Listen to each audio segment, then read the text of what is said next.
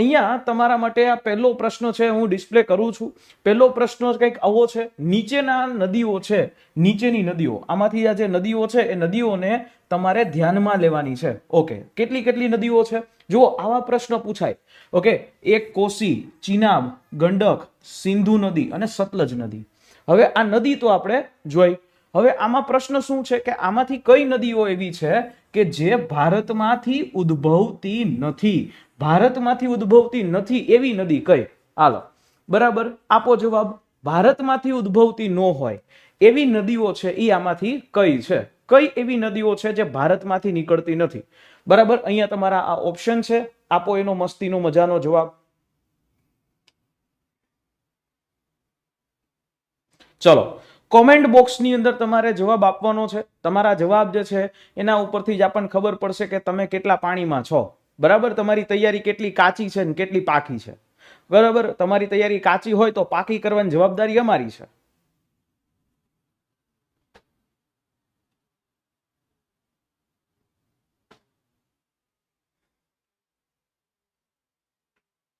ચલો, જો પ્રશ્ન શું પૂછ્યો કે આમાંથી કઈ નદીઓ છે જે ભારતમાંથી ઉદ્ભવતી નથી? આવો જો સિમ્પલ પ્રશ્ન છે, કઈ કઈ નદીઓ એવી છે કે જે ભારતમાંથી ઉદ્ભવતી નથી? તો સતલજ નદી જે છે ને એ ભારતની બહાર રાક્ષસતાલ સરોવર તિબેટમાંથી ઉદ્ભવે છે. સિંધુ નદી પણ ભારતની બહાર ઉદ્ભવે. એટલે આપણે જોઈ લેવાનું 4-5 કેમ આવે તો કે આ બે જગ્યાએ આવે. એટલે જવાબ છે ને બી અને સી, આ બે માંથી કોઈ પણ એક જવાબ હશે. બરાબર છે. હવે એના પછી તો કે હજી એક આવશે તો કે ભાઈ અહીંયા જે છે કોસી નદી છે ને, કોસી એટલે બિહારનો શોક, એ પણ નેપાળમાંથી ઉદ્ભવે. બરાબર, એટલે એ પણ નો આવે. એટલે જુઓ અહીંયા પેલું જે છે એ પણ અહીંયા આવી જાય. તો સિમ્પલ તમારો જવાબ જે છે હવે સીધો થઈ જશે. ચિનાબ નદી છે, ચંદ્રનભાગા હિમાચલ પ્રદેશમાંથી ઉદ્ભવે. પણ ગંડક નદી જે છે એ પણ ભારતની બહારથી ઉદ્ભવે, નેપાળમાંથી ઉદ્ભવે. બરાબર, તો અહીંયા તમારી ભારતની બહાર કઈ કઈ નદીઓ ઉદ્ભવે છે? કોસી છે, ગંડક છે, સિંધુ છે ને સતલજ છે. એટલે તમારો સાચો જે જવાબ થાય એ બી જવાબ થાય. કયો સાચો જવાબ થશે? બી જવાબ છે એ તમારો એક્ઝેક્ટ સાચો ઓપ્શન છે, એ તમારો અહીંયા બી જવાબનો થશે. બરાબર, યસ. જુનાગઢ મહાનગરપાલિકાની એ કાયમી ભરતી છે ને? યસ ભાઈ, જુનાગઢ મહાનગરપાલિકામાં એ કાયમી ભરતી જ છે. બરાબર, ચાલો આગળ વધીએ. આના પછીનો પ્રશ્ન, નેક્સ્ટ પ્રશ્ન. નીચેનામાંથી કયો દેશ ભારત સાથે, કયો દેશ છે જે ભારત સાથે સૌથી લાંબી ભૂમિ સરહદ ધરાવે છે? આમાંથી કયો દેશ એવો છે જે ભારતની સાથે સૌથી લાંબી એ જમીની સરહદ એટલે કે ભૂમિ સરહદ ધરાવે છે? આપો જવાબ. કયો એવો દેશ છે કે સૌથી લાંબી ભૂમિ સરહદ, જમીની સરહદ, બરાબર, જમીની સરહદ સૌથી લાંબી ધરાવે છે? એ દેશ કયો છે સૌથી લાંબી ભૂમિ સરહદ ધરાવનારો દેશ? જો ભાઈ, હવે ભારત સાથે સૌથી લાંબુ કોણ? તો કે એક જ દેશ પડે. બરાબર, દરેક લોકો જવાબ આપો ભાઈ, કયો દેશ આવે? આમાંથી એક દેશ છે ભારત સાથે સૌથી લાંબી જમીની સીમા ધરાવે. જો ભારતની જે જમીની સીમા છે ને એ 15,106 કિલોમીટર લાંબી છે. કેટલા કિલોમીટર? 15,106 કિલોમીટર. ઓકે, કેટલા દેશોની સાથે? તો કે 7 દેશો છે. એ 7 દેશોની સાથે ભારત છે એ જમીની સરહદ ધરાવે, આંતરરાષ્ટ્રીય સરહદ ધરાવે. અને એમાં સૌથી લાંબી સીમા 4,000 કિલોમીટર કરતા લાંબી સીમા એકની જ આવે અને એ બાંગ્લાદેશ આવે. બાંગ્લાદેશ. તમને ખબર છે આ બાંગ્લાદેશની આ સીમા છે ને એના માટે એક શબ્દ વાપરવામાં આવે, 3 બીઘા કોરિડોર. 3 બીઘા કોરિડોર આવો શબ્દ છે. 3 બીઘા કોરિડોર આવો શબ્દ વાપરવામાં આવે. બરાબર, તો બાંગ્લાદેશ સાથેની સૌથી લાંબી સીમા, સૌથી લાંબી એટલે પહેલા નંબરની સીમા છે એ ભારતની બાંગ્લાદેશ સાથે. જોજો દોસ્તો, બાંગ્લાદેશ છે એની સાથે પહેલા નંબરની. બીજા નંબરની સીમા, બીજો નંબર આવે એ ચીન આવે, ચાઇના સાથેની. ત્રીજા નંબરની સીમા એ આવે પાકિસ્તાન. બરાબર, પાકિસ્તાન સાથે ભારત છે એ ત્રીજા નંબરની સીમા ધરાવે. ઓકે, ચોથા નંબરની સીમાની વાત કરીએ તો ચોથા નંબરમાં આવે તમારું નેપાળ. પાંચમા નંબરની સીમામાં વાત કરીએ તો આ એ આવે મ્યાનમાર. છઠ્ઠા નંબરની સીમા વાત કરીએ તો એ આવે ભૂતાન. અને 7મા નંબર ઉપર સૌથી નાની સીમા, સૌથી ટૂંકી સીમા એ અફઘાનિસ્તાનમાં છે. બરાબર છે, ક્યાં છે? અફઘાનિસ્તાન. પણ એક વસ્તુ કહું કે આ ભાગ છે એ અફઘાનિસ્તાન સાથે જે છે એ પીઓકે ની અંદર છે. ક્યાં છે?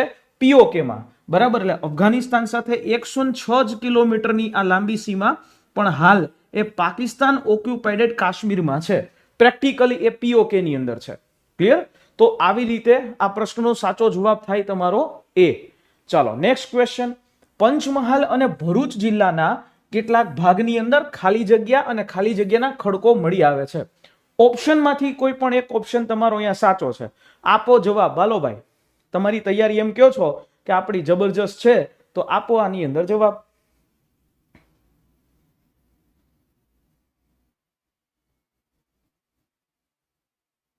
જય દ્વારકાધીશ. ચાલો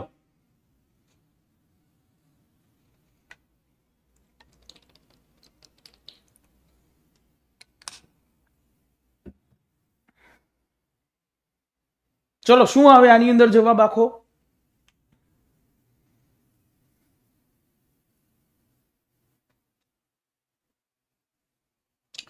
પંચમહાલ અને ભરૂચ જિલ્લાના કેટલાક ભાગમાં ખાલી જગ્યા અને ખાલી જગ્યાના ખડકો તમને મળી આવે છે. હાલો, તમે ખાખી ધારણ કરવા આવવાના છો, બરાબર? જેવા તેવા તમે લોકો નથી, તમે ખાખી ધારણ કરવાના છો, ખાખી પહેરવાના છો, એટલે માઈ કાંગલી બાદશાહી આપણને ન ફાવે.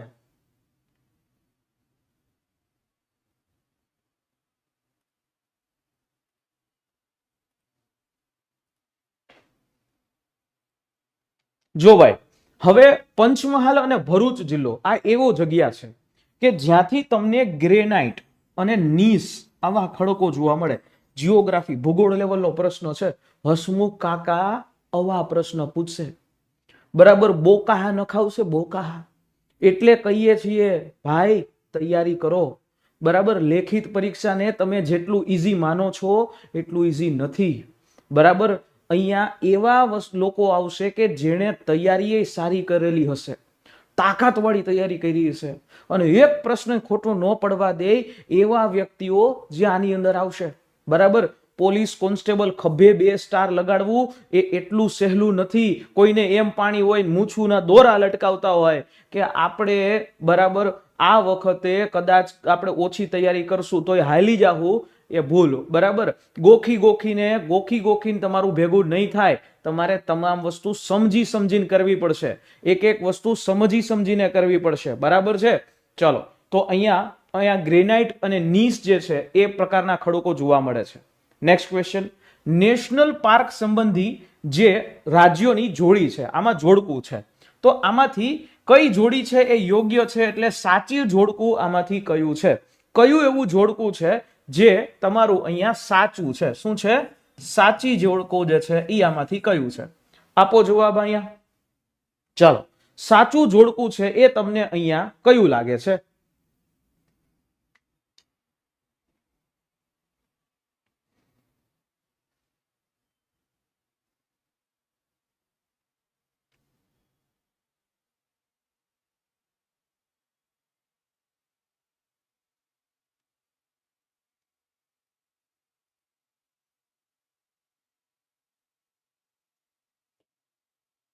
ચલો, સાચું જોડકાની અંદર વાસંદા, જો સાચી વસ્તુ પૂછી છે, બરાબર?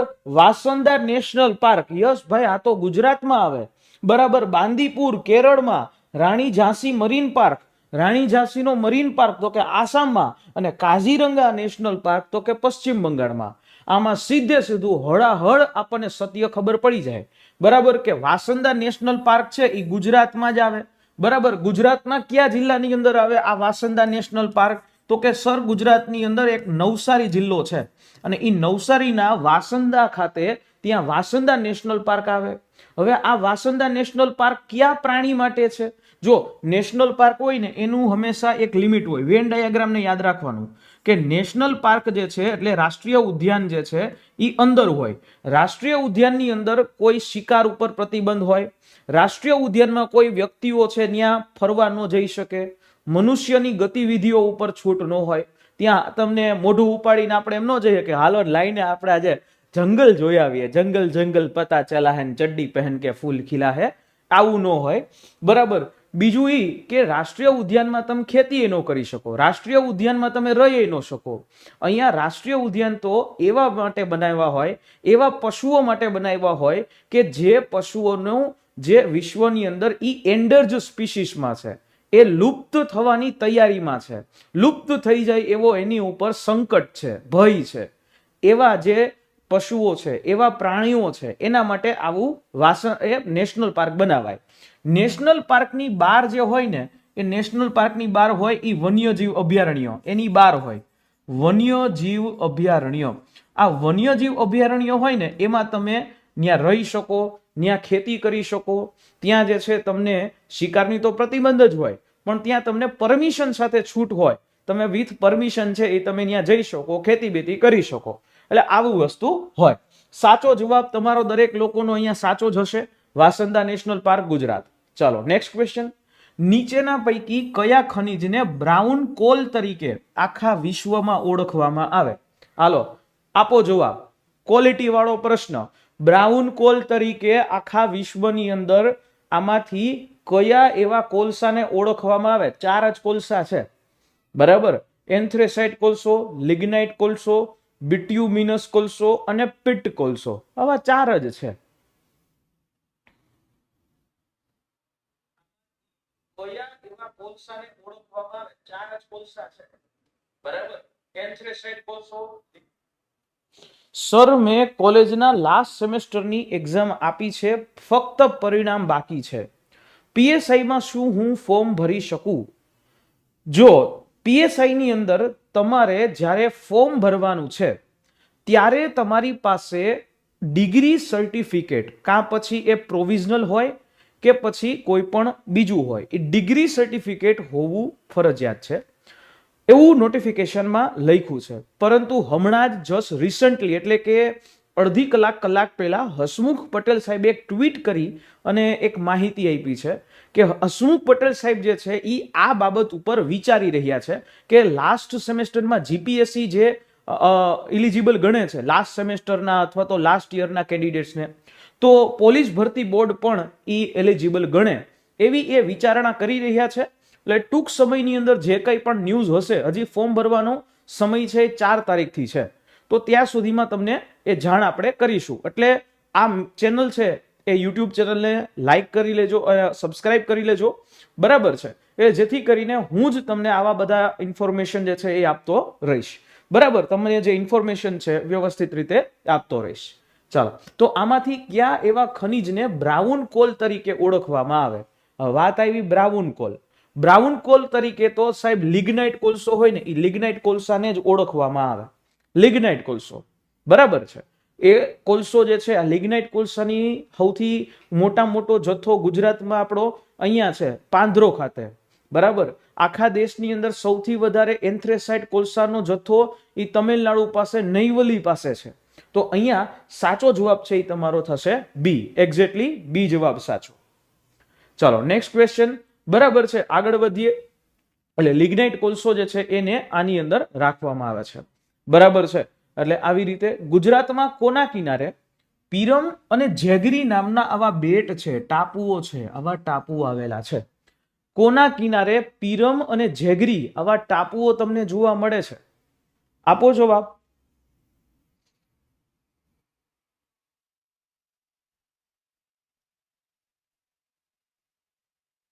ચલો, કોના કિનારે તમને આવા બેટ વિસ્તારો જોવા મળે?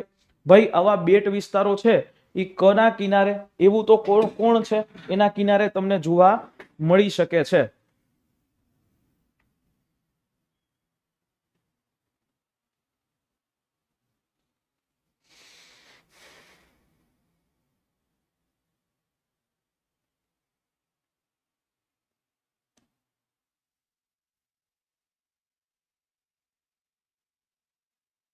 જુઓ, પીરમ અને જેગરી જામનગરના કિનારે, દ્વારકાના કિનારે, ખંભાતના અખાતના કિનારે બાજુએ કે વેરાવળ બાજુ પીરમ અને જેગરી બેટ ક્યાં જોવા મળે?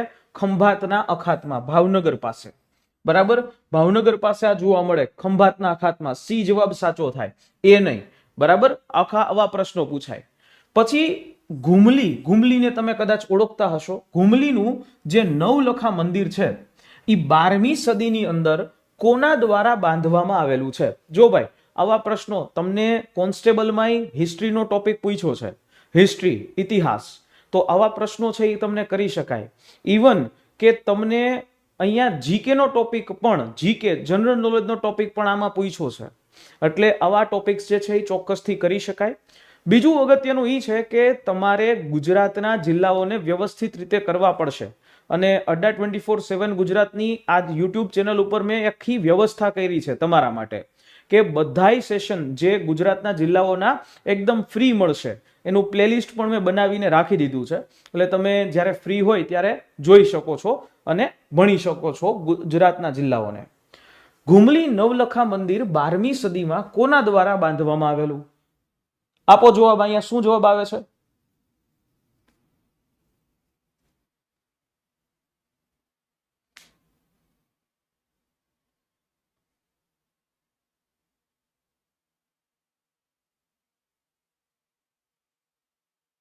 જો ભાઈ, ઘુમલી હતું ને, ઘુમલી ઈ એક સમયે જેઠવા રાજવંશની રાજધાની હતી.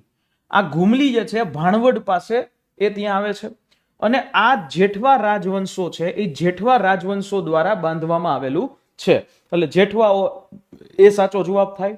એના પછીનો નેક્સ્ટ ક્વેશ્ચન, ખાલી જગ્યામાં ખાન સરોવર તળાવ આવેલું છે.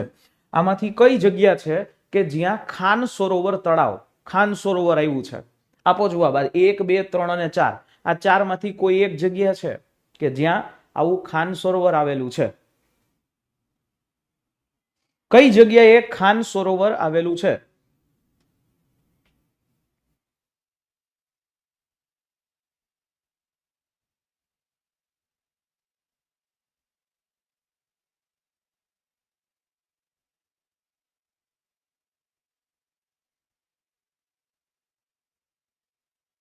એક્ઝેક્ટલી 100% સાચો જવાબ ભાઈ. આપણે આ પીડી રાધનપુર, બરાબર, એક્ઝેક્ટલી રાજેશ, આ જવાબ એનો સાચો છે. અણહિલપુર પાટણ, પાટણની અંદર આવું ખાન સરોવર આવેલું છે. ખાન સરોવર ક્યાં આવે? જો સીધું જ આવું પૂછાય, ખાન સરોવર ક્યાં આવ્યું છે? હજી તો તમારી પરીક્ષાને, લેખિત પરીક્ષાને થોડોક સમય છે, પણ એ સમયમાં તાકાતવાળા લોકો ભેગા થવાના છે. તૈયારી જો કરી હશે ને તો તમારા શરીર ઉપર ખાખી કલરનો જે રંગ છે ને, વર્દી, એ ધારણ થશે, બરાબર. એમનેમ ધારણ નહીં થાય, આ ભોગ લઈને જાહે, બરાબર. આને તમારે ભોગ આપવો પડશે. નહીં ભોગ શું? તો કે તમારું ડેડિકેશન. તમારા મગજની અંદર એક વસ્તુ ફિટ કરીને રાખો કે આ વર્ષે 2024 નો પૂર્ણાહુતિ થાય એટલે મારે ખાખી ધારણ કરવી છે, બરાબર. આવતું વર્ષ 2025 નું વર્ષ, કે 2025 ના વર્ષની અંદર જ્યારે નિમણૂક પત્ર મને આપવામાં આવે એટલે મારું નામ એમાં હોય જ, બરાબર. બાકી વાતું તો બધાય કરે કે આપણે આમ કરવું ને તેમ કરવું, પણ એના માટે મહેનત કરવી પડે. ની મહેનત માટે અત્યારથી જ લાગી જાજો, બરાબર. અત્યારથી જ લાગી જાજો. ટીપે ટીપે સરોવર ભરાય. ગામ આખું જે છે ને, જ્યારે નોટિફિકેશન આવી ત્યારે એવું નહોતું માનતું કે ભાઈ આવશે નહીં આવે, કઈ રીતે થશે. ગામ આખું ને એવું હતું કે આ જાહેરાતો છે ખાલી, પણ અત્યારે નોટિફિકેશન આવી ગઈ, ફોર્મ ભરવાનું પણ શરૂઆત થઈ જશે 4 તારીખથી, અને તમારી પરીક્ષા પણ લેવાઈ જશે ને, ખબર નહીં રહી, બરાબર. અને પછી છેલ્લે અફસોસ કરવો, આવી 12,000 ભરતી, પીએસઆઈ અને કોન્સ્ટેબલ 12,472 ની ભરતી છે, બરાબર. સિલેક્ટ થઈ ગયા તો જિંદગી બની જશે સાહેબ તમારી. તમારી તો બનશે, પણ તમારી હારે તમારા ઘરની, તમારા મિત્રોની, તમારા માતા પિતાની, તમારા સમાજની જિંદગી બની જશે, અને એનાથી આખા દેશની જિંદગી બનશે, બરાબર. ચલો, તો ખાન સરોવર, અણહિલપુર, પાટણ. એના પછી નેક્સ્ટ ક્વેશ્ચન, નીચેના પૈકી કઈ પર્વતમાળામાં પીપલી, પેસરી, દેવરી એવા ઘાટો આવેલા છે? પીપલી ઘાટ, પેસરી ઘાટ, દેવરી ઘાટ, આવા ઘાટ વિસ્તારો છે, આવા ઘાટ છે, એ આવા ઘાટ એ આ ચારમાંથી કઈ એવી પર્વતમાળાની અંદર આવેલા છે? ક્યાં એવા ઘાટ આવેલા છે?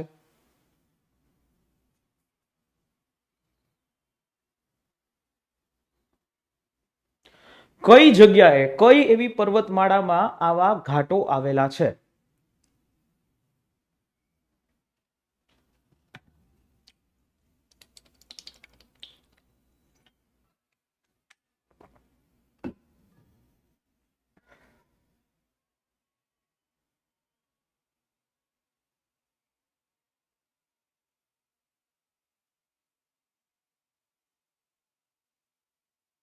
ચલો, કઈ પર્વતમાળામાં આવા ઘાટો છે? પીપલી ઘાટ, બરાબર, પેસરી ઘાટ, દેવરી ઘાટ, આ બધા અરવલ્લીની અંદર છે.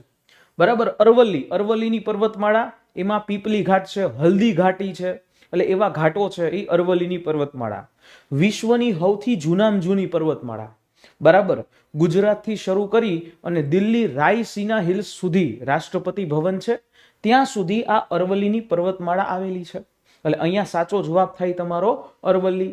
નેક્સ્ટ ક્વેશ્ચન કે રાજમહેલની ટેકરીઓનું સૌથી ઊંચું શિખર છે એ કયું છે? રાજમહેલની ટેકરીઓની અંદર સૌથી ઊંચું શિખર આમાંથી કયું છે? ચાલો, એ બી સી અને ડી આમાંથી કયું આવે?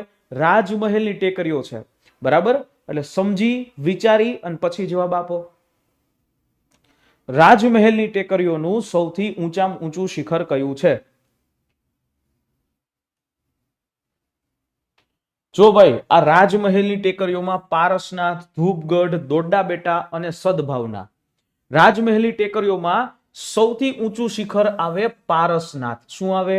પારસનાથ આવે. કારણ કે મેં અહીંયા જ બોલ્યો, રાજમહેલની ટેકરીઓની વાત કરી. બરાબર, અહીંયા આવો, સદભાવના છે એ રાજમહેલમાં આવે? નો આવે. બરાબર, દોડ્ડા બેટા જે છે એ આમાંય નો આવે, કર્ણાટક પાસે આવે. અને આ રાજમહેલની ટેકરીઓ પૂછી છે છોટા નાગપુર બાજુએ, તો રાજમહેલની ટેકરીઓમાં ધૂપગઢ નો આવે, પારસનાથ આવે. અલગ વસ્તુ હતી. ઓકે, ચાલો નેક્સ્ટ ક્વેશ્ચન. ભારતમાં પોર્ટુગીઝને લગતા નીચેના વિધાનોને તમારે ધ્યાનમાં લેવાના છે. પોર્ટુગીઝને લગતા વિધાનો છે. ઓકે, હવે આમાં વિધાનોમાં તમને 1, 2 અને 3 એવા પ્રશ્નો પૂછ્યા છે, સ્ટેટમેન્ટ પૂછ્યા છે. જો ભાઈ, હવેથી પ્રશ્નો છે ને એ ક્વોલિટી બદલે છે. શું કામ? કારણ કે હવે હસમુખ પટેલ સાહેબ પોલીસ ભરતી બોર્ડમાં એ વિધાનોવાળા પ્રશ્નો પણ તમને કરે છે, કે સરસ મજાના વિધાનો પૂછે છે. અને એ વિધાનોવાળા પ્રશ્નોની પ્રેક્ટિસ જો ન કરી તો પેપરમાં થાહો કન્ફ્યુઝ, અને જે તમે વિચારીને ગયા છો એવું વસ્તુ નહીં થાય. એટલે ધ્યાન રાખો અને આવા વિધાનોવાળા પ્રશ્નોની પણ પ્રેક્ટિસ કરો. ઓકે, આમાંથી કયું વિધાન સાચું અથવા તો સાચા છે? ચાલો, 3 સ્ટેટમેન્ટમાંથી કયું સ્ટેટમેન્ટ તમને સાચું લાગે છે આમાંથી?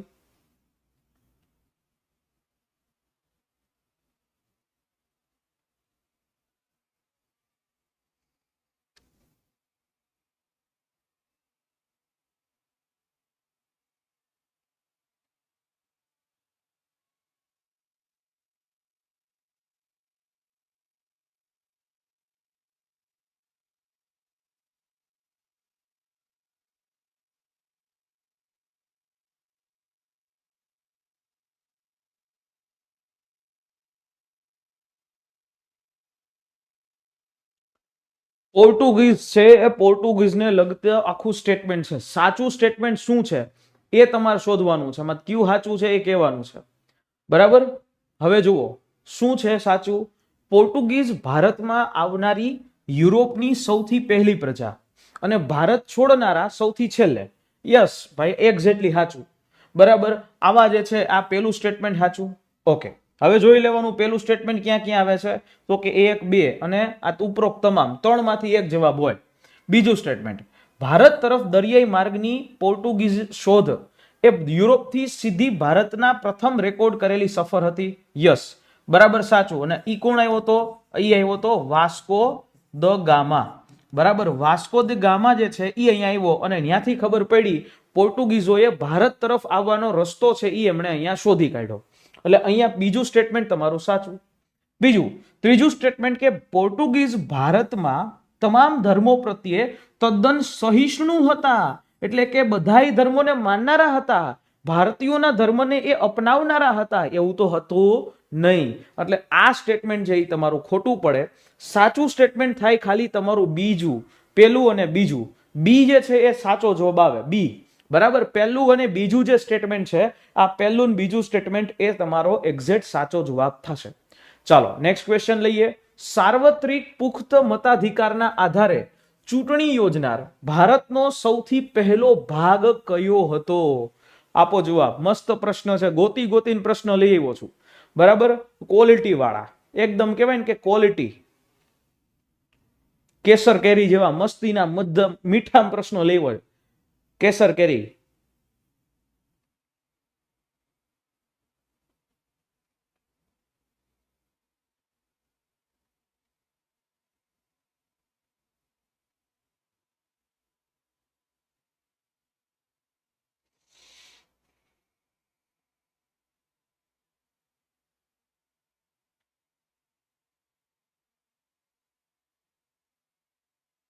ચલો, સાર્વત્રિક પુખ્ત વય મતાધિકારની આધારે ચૂંટણી યોજનારો ભારતનો પ્રથમ ભાગ કયો હતો? તો કે સર મણિપુર. મણિપુર છે ને, મણિપુર ઈ ભાગ હતો. સાર્વત્રિક પુખ્ત વય મતાધિકારના આધારે પહેલી વાર ચૂંટણી યોજનારો ભારતનો આ પહેલો એવો ભાગ હતો મણિપુર. બરાબર. મણિપુરે આઝાદી પહેલા આવી વસ્તુ કરી હતી. આઝાદી પહેલા મણિપુરના જે મહારાજા હતા, એ મહારાજા જેનું નામ હતું બોધચંદ્ર સિંહ, અને બોધચંદ્ર સિંહે એવી એક ખાતરી આપી હતી, અને એ ખાતરીના આધાર ઉપર એમણે ઇન્સ્ટ્રુમેન્ટ ઓફ અસેશન ઉપર એને સાઇન કર્યું, અને જૂન 1948 ની અંદર મણિપુરની અંદર એમણે ચૂંટણીનું આયોજન કર્યું હતું, અને આવી રીતે એ સાર્વત્રિક પુખ્ત વય મતાધિકારના આધાર ઉપર એણે ચૂંટણી જે છે એ ચૂંટણીનું આખું કામકાજ જે છે કરેલું હતું. બરાબર છે. ઓકે, ચાલો નેક્સ્ટ ક્વેશ્ચન લઈએ. નીચેનામાંથી કયું ભારતીય લોકશાહીનું સૌથી મહત્વનું લક્ષણ છે? આમાંથી કઈ વસ્તુ એવી છે કે ભારતીય લોકશાહીનું સૌથી મહત્વનું લક્ષણ કહેવાય છે? એ, બી, સી અને ડી. આપો જવાબ. ચાલો.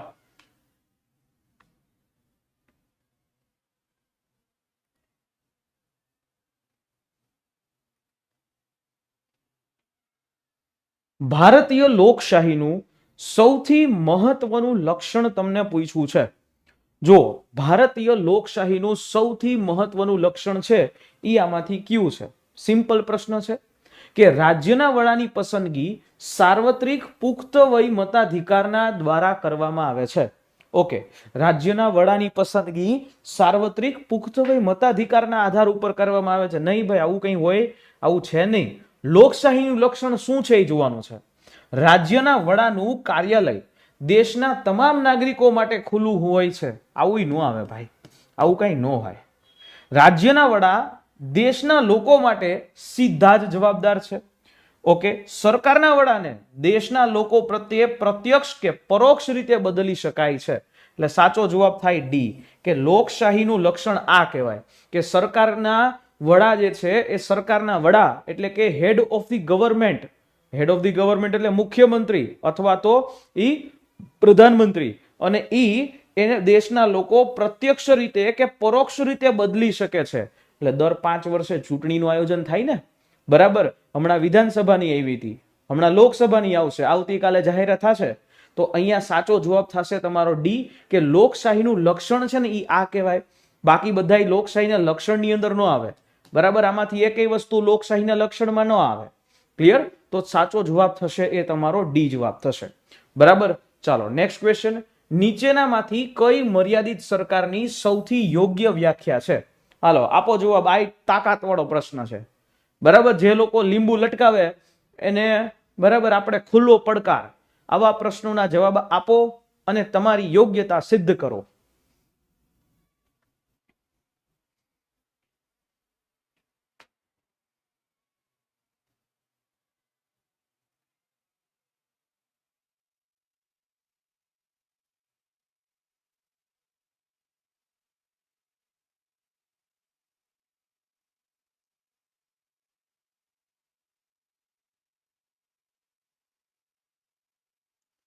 ચલો, આમાંથી યોગ્ય સરકારની યોગ્ય વ્યાખ્યા કઈ છે? શું પ્રશ્ન છે?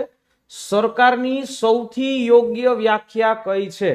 હવે જોજો ભાઈ, સરકાર એટલે કે જે મર્યાદિત સત્તાઓની સાથે કામ કરે છે જ્યારે ચૂંટણી થવાની હોય અને આદર્શ આચાર સંહિતા એ અમલમાં હોય.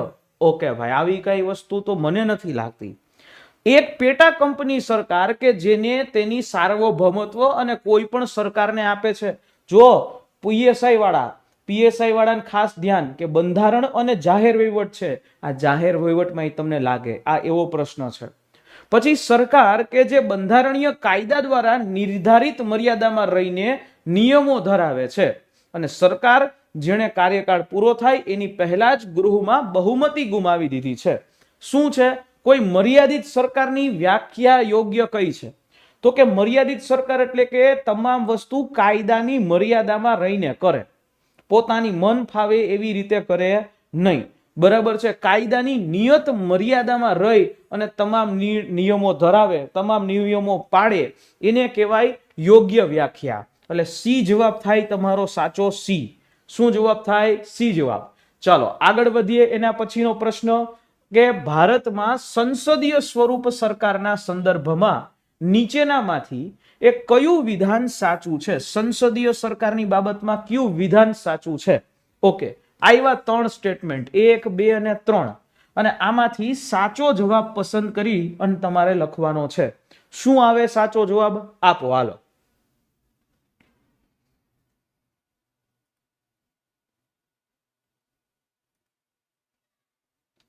સાચો જવાબ અહીંયા શું થઈ શકે?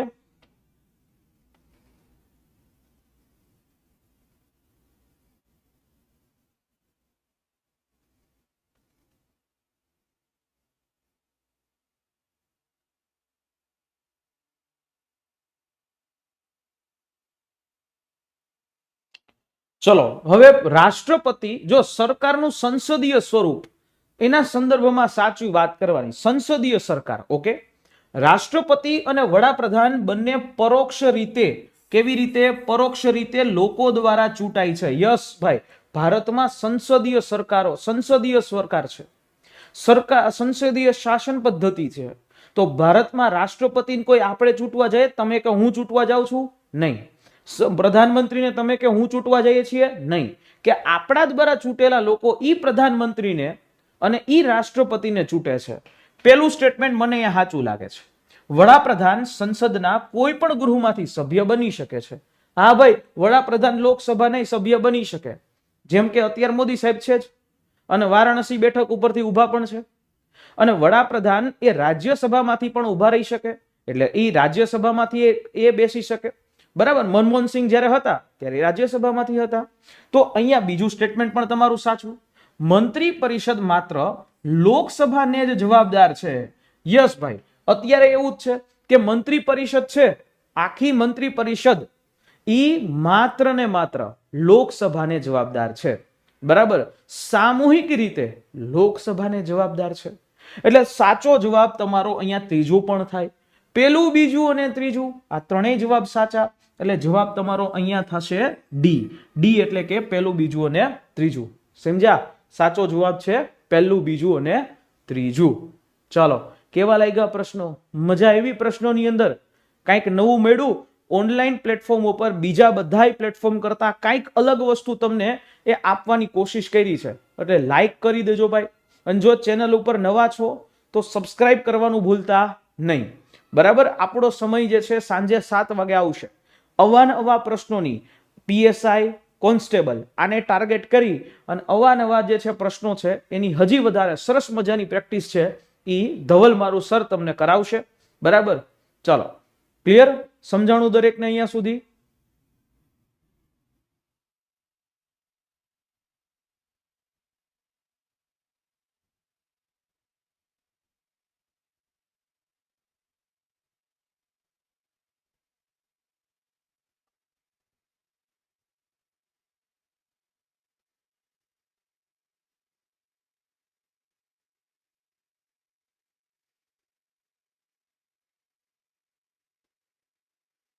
ઓકે, આગળ વધીએ.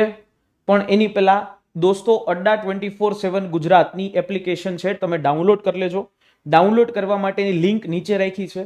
આની જો તમારે પીડીએફ જોતી હોય તો હું અડ્ડા 24/7 ગુજરાતની એપ્લિકેશન છે એની અંદર જે મેઇન હોમ બટન છે ને એની બાજુમાં એક કમ્યુનિટી નામનું બટન છે, ત્યાં હું આની પીડીએફ મોકલી દઈશ, ત્યાં મૂકી દઈશ. એટલે તમે બધા લોકો છે ત્યાંથી પીડીએફ લઈ શકો છો.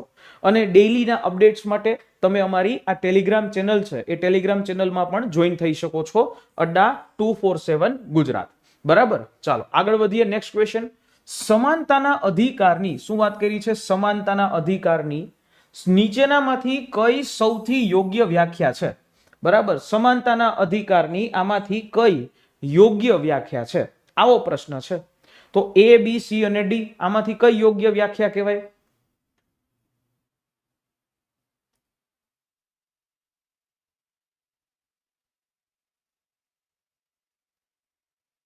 ચાલો, સમાનતાના અધિકારની આમાંથી સૌથી યોગ્ય વ્યાખ્યા કઈ છે?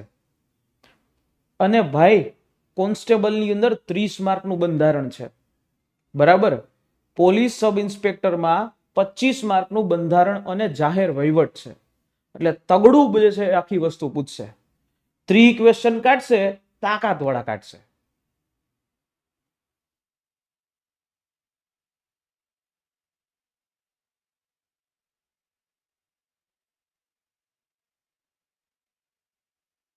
ચલો, સમાનતાના અધિકારની નીચેનામાંથી કઈ સૌથી યોગ્ય વ્યાખ્યા છે? ઓકે, સૌથી યોગ્ય વ્યાખ્યા જો કોઈ હોય તો જોતા જઈએ. સમાજમાં તેમની સ્થિતિને ધ્યાનમાં લીધા વિના દરેકને સમાન સારવાર આપવી નહીં ભાઈ.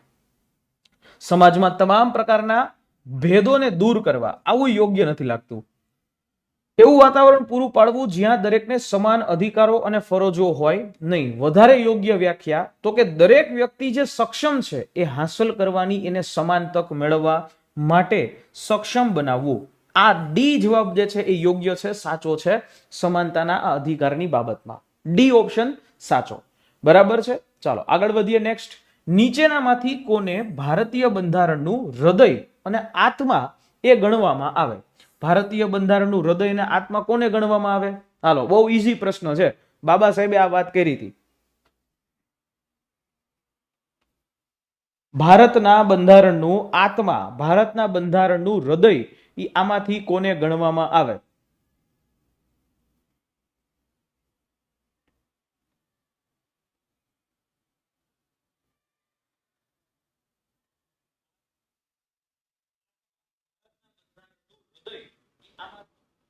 જો ભારતના બંધારણની આત્મા, ભારતના બંધારણનું હૃદય કોને ગણવામાં આવે?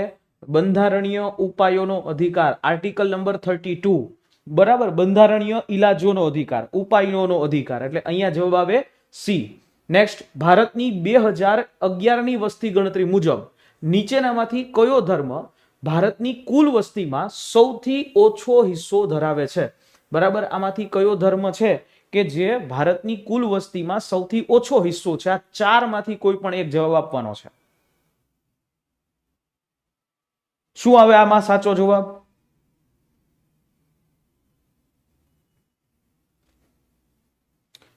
ભારતની કુલ વસ્તીમાં સૌથી ઓછો હિસ્સો ધરાવે છે એવી ભાગ કયો છે?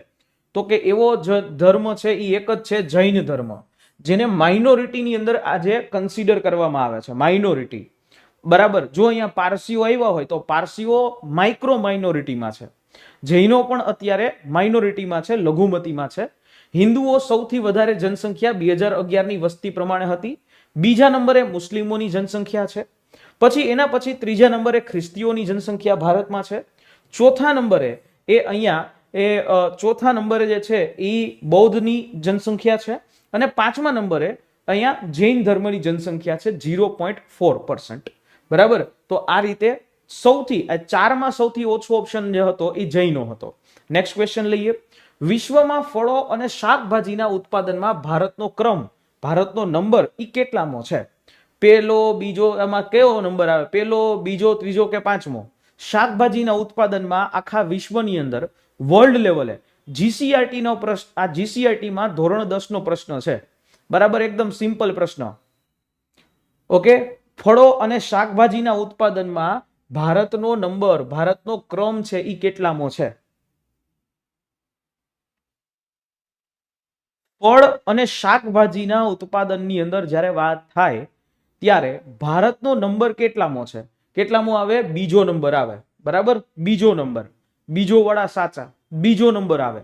ઓકે, ફળોની અંદર આખા વિશ્વની અંદર, કારણ કે ભારતમાં જે શાકભાજી ફળ થાય છે એમાં ભારત જે છે બીજા નંબર ઉપર, પહેલા નંબર ઉપર ચાઇના છે. ચાઇના પહેલા નંબર ઉપર છે અને બીજા નંબર ઉપર ભારત આવશે. બરાબર, ચાલો આજનો છેલ્લો પ્રશ્ન લઈએ. નીચેનામાંથી કઈ સંસ્થા વર્લ્ડ ડેવલપમેન્ટ રિપોર્ટ, આવું વર્લ્ડ ડેવલપમેન્ટ રિપોર્ટ એ પ્રકાશિત કરે છે? બરાબર, જુઓ, ઇકોનોમિક્સનો એક ટોપિક છે પીએસઆઈમાં, તો આ એનાથી રિલેટેડ પ્રશ્ન, પ્લસ કરંટમાં આ પ્રશ્ન અડે. ઓકે, જીકેમાં પ્રશ્ન અડે. તો અહીંયા નીચેનામાંથી કઈ સંસ્થા વર્લ્ડ ડેવલપમેન્ટ રિપોર્ટ જાહેર કરે છે?